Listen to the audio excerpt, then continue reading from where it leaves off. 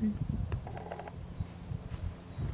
everybody, it's Jack Ballou. Thanks for tuning back into my YouTube channel. We're going to look at exercise 39, rider fitness exercise. This is from the book 101 Dressage Exercises for Horse and Rider. And this is the bicycle exercise with your legs. I'm going to demonstrate it stationary first, and then I'll start moving around and talk about one of the main pitfalls people typically have with this exercise. First and foremost, you don't want to rock with your pelvis. So adjust your range of motion with your legs, depending on what's happening with your pelvis. Your pelvis needs to be as stationary as possible. So when I say rock, I mean side to side like this. We don't want that happening. So you're going to start to, horse noises in the background, you're going to start to make bicycle motions like this. Now when I start moving, so my pelvis is staying stationary, I'm not rocking from side to side here.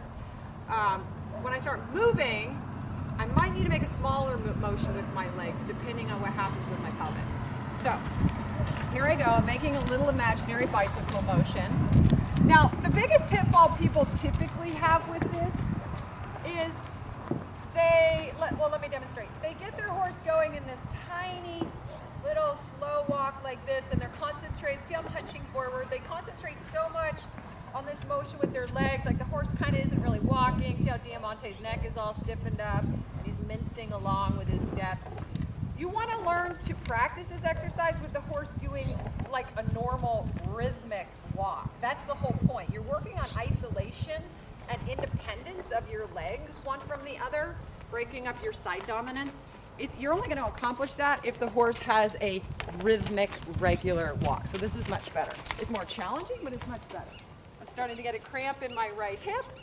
I'm going to think that's a good thing. I'm going to keep going here. So this is the bicycle exercise. Many of us did this as little kids when we were learning to ride. And at some point, I guess we all decided we rode so well we didn't need to practice these little tune-ups. But I encourage you to keep them part of your regular routine, even if you're an all grown-up rider, because they're so useful for activating the hip, plugging you into the horse's motion, and as I said, developing independence